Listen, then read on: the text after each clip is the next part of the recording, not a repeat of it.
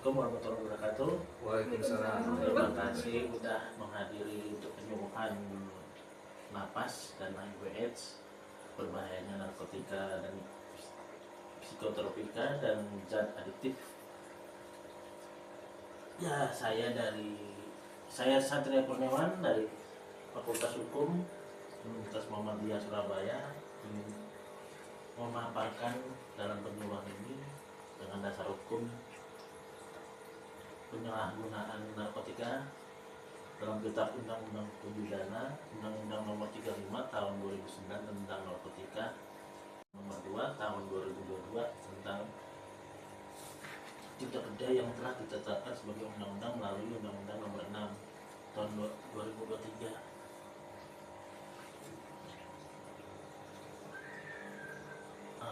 Narkotika karena nafsa adalah singkatan dari narkotika, psikotropika, dan zat adiktif, yaitu obat atau zat yang jika masuk ke dalam tubuh akan berpengaruh terhadap fungsi tubuh, terutama otak, yang berpengaruh terhadap kerja otak dan mengubah perilaku pemakaian menjadi tidak normal. Penggolongan nafsa, jenis dan efek. Kalau nafsa sendiri, narkotika zat yang menimbulkan penurunan perubahan kesadaran, hilangnya rasa, dan mengurangi dan menghilangkan rasa nyeri. Psikotropika zat obat yang berkhasiat produktif,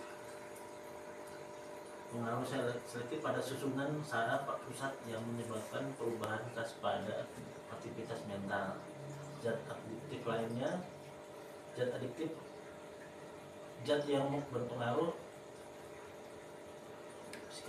psikoaktif selain narkotika dan psikotropika.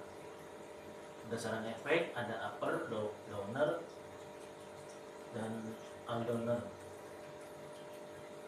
Otak memberi efek lebih senang dan bertenaga, meningkatkan gairah dan kesadaran. Contoh sabu, ekstasi, kokain.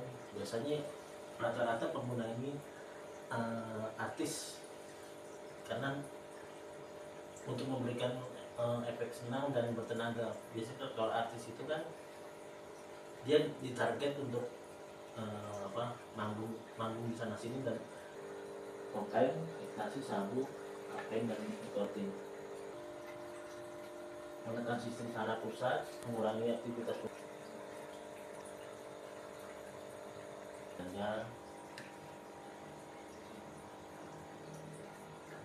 ini. Dan nafsa bersifat multikasual. Alasannya biasanya coba-coba, iseng, mencari ketenangan, ikut teman, menambah keberanian, dipaksa seseorang. Ciri-ciri pecandunya, efek nafsa,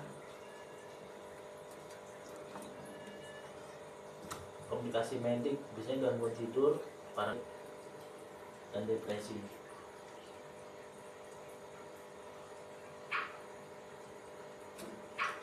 Putus zat bila tak memakai.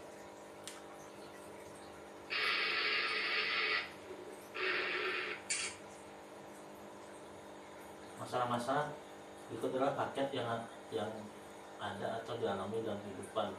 Ada drug, seks, HIV, money, krim, dan violence. Dampak nafsa, fisik, sosial, dan psikis.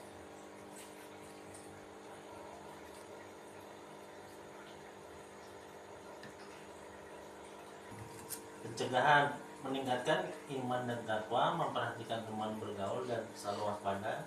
Pendewasaan kepribadian, meningkatkan pengembangan diri dan kemampuan mengatasi masalah, meningkatkan kepercayaan diri. Apa yang harus dilakukan jika teman kita memiliki tanda-tanda sakau?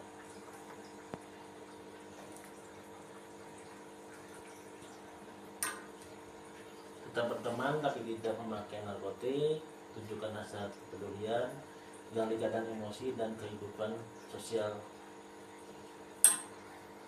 menjelaskan dampak buruk pemakaian narkotik, diskusikan cara mempertahankan diri dan menghindari penggunaan narkotik.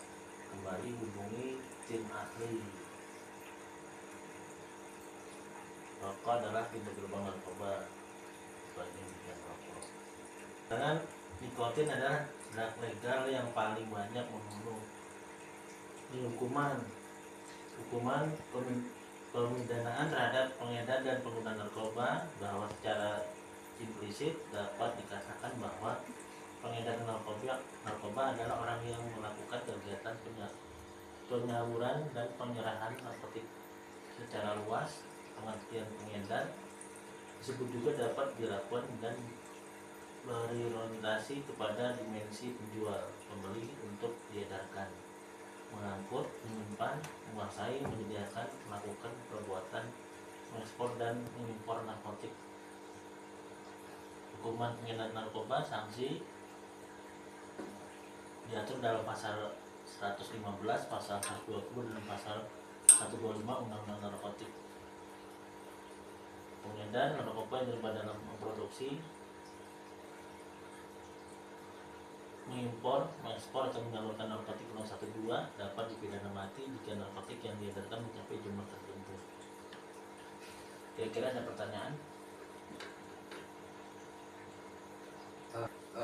Kira-kira kalau misalkan pengguna yang candu, bagaimana cara menghilangkan kecanduan kepada narkotika?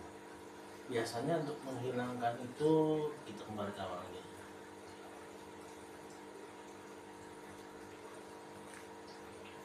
Menjauhkan dari teman yang biasa pemakai. Di antara pemakai itu kan ada yang candu, udah terlalu kecanduan, ada yang belum. Nah itu yang kalau bisa dia dipisahkan lah. Jangan sampai dikit. Ya satu pendekatan secara hukum, dan itu kalau bisa kita memberikan nasihat untuk tidak bergaul dengan orang yang baik itu dia pengedar maupun dia pemakai.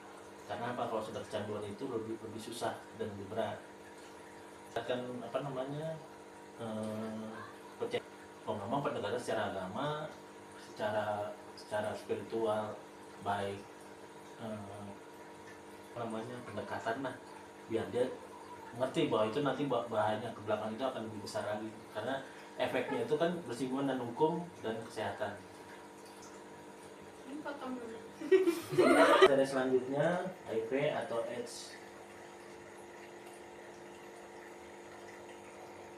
HIV atau AIDS ditemukan pertama kali di tanggal 5 Juli tahun 81 pada 5 laki-laki homoseksual di Los Angeles. Dapat dua jenis, yaitu HIV-1 dan HIV-2. HIV-1 mematikan,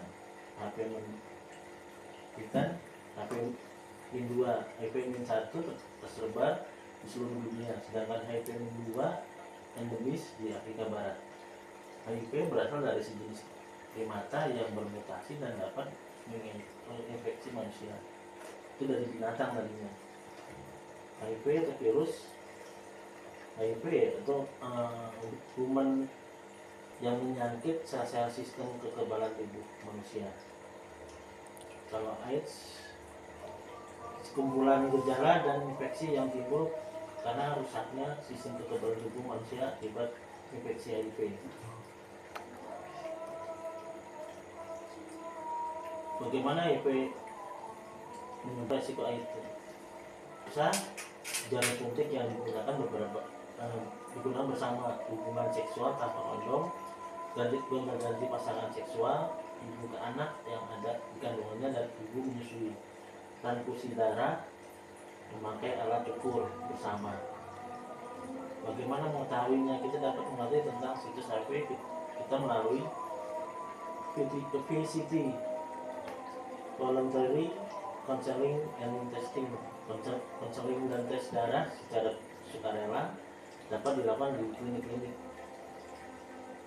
Jika ada berpasangan menggunakan kamar mandi bersama, berenang satu kolam, ciuman, faktor serangga, menggunakan alat makan bersama, berpelukan, dan kegiatan sosial lainnya.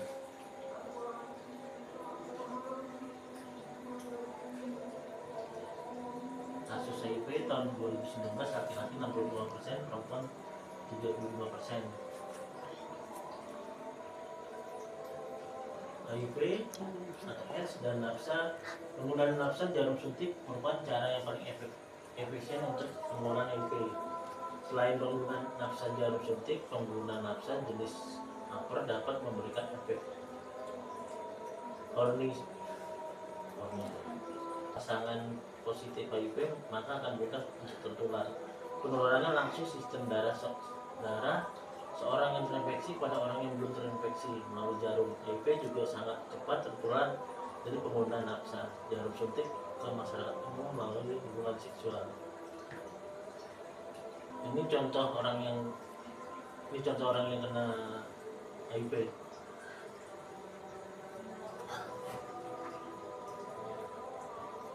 Kenapa AIDS sulit diberantas? Stigmanya karena masyarakat masih menganggap HIV merupakan penyakit memalukan, mudah menular, penyakit kutukan Tuhan, penyakit menjijikan, dan lain-lain. Padahal penyakit ini susah untuk menular hanya lewat cairan tubuh saja, dan belum tentu tertular virus ini karena perilaku buruk. Ini cara menghindarinya.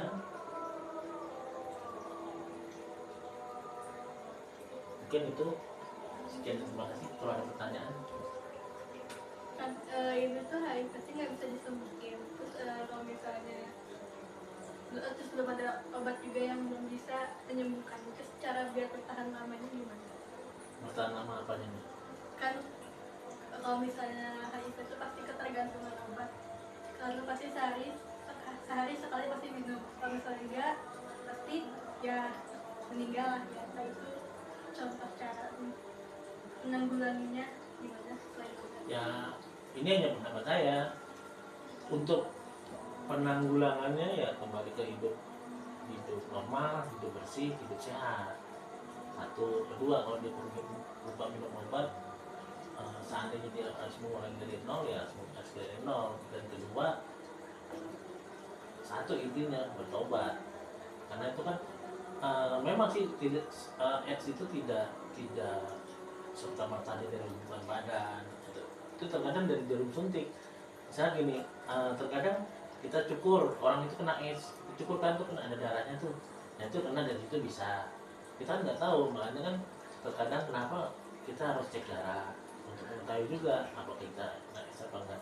Untuk penanggulangannya ya mungkin itu, kalau seandainya dia sudah tertular, mau ya hidup sehat, normal,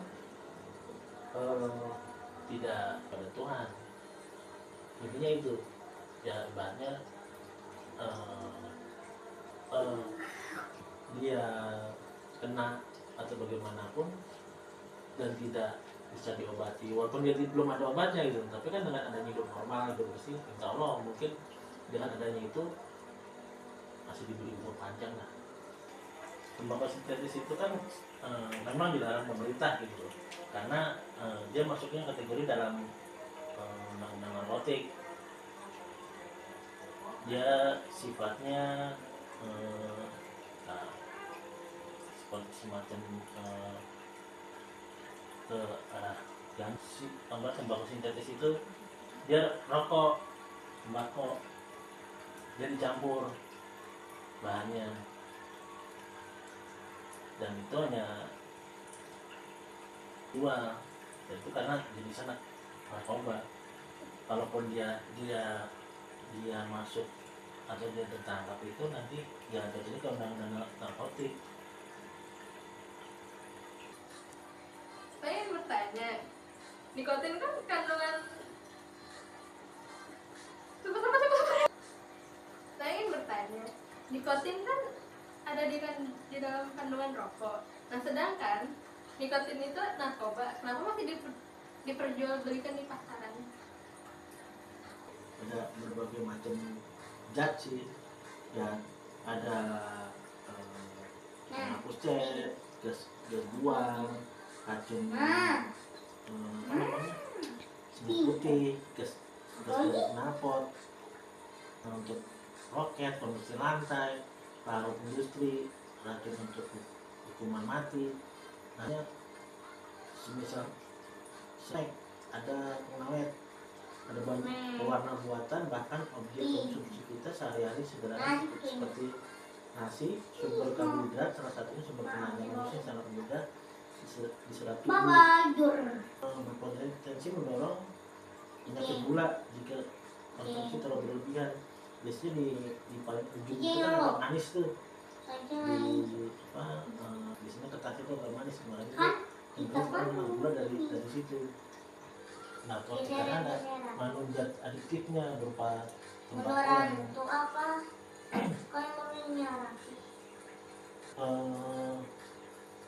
Rokok sendiri berdasarkan pandangan hukum ya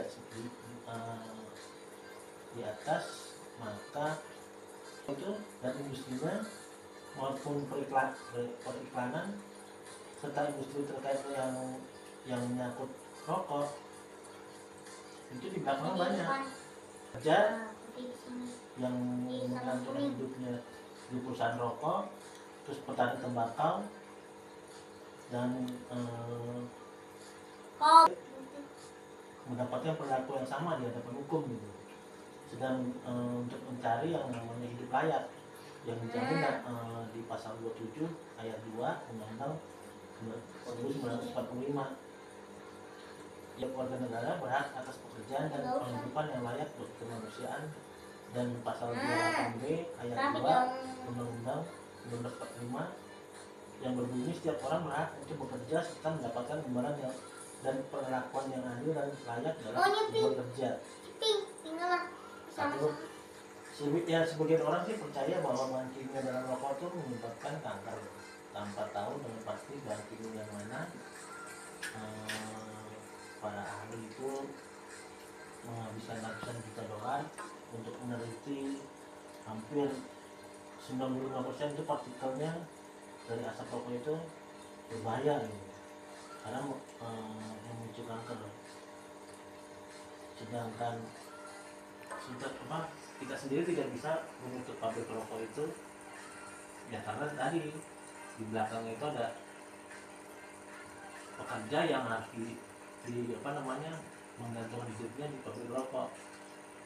Dan kedua, pendapatan negara pun lebih besar dari rokok karena dari cukainya. Ya sebenarnya sih 50-50 gitu. Kalau memang tidak ingin terkena nikotin ya tidak usah merokok, dan jangan mendekat orang yang merokok. Terus kedua, kalau memang dia merokok berarti kan udah tahu efek dan buruknya dari rokok itu sendiri gitu. Makanya tidak bisa kita menutup pabrik rokok, tutup nggak bisa, karena nanti petani tembakau juga rugi, terus buruh itu nanti larinya kemana? Karena kan pemerintah juga harus memikirkan ini buruh pabrik rokok itu, pabrik itu harus bagaimana gitu. Sedangkan pemerintah juga butuh masukan untuk kas negara dari kita ini sendiri, tidak merugikan orang lain, dan nanti di tempat yang tidak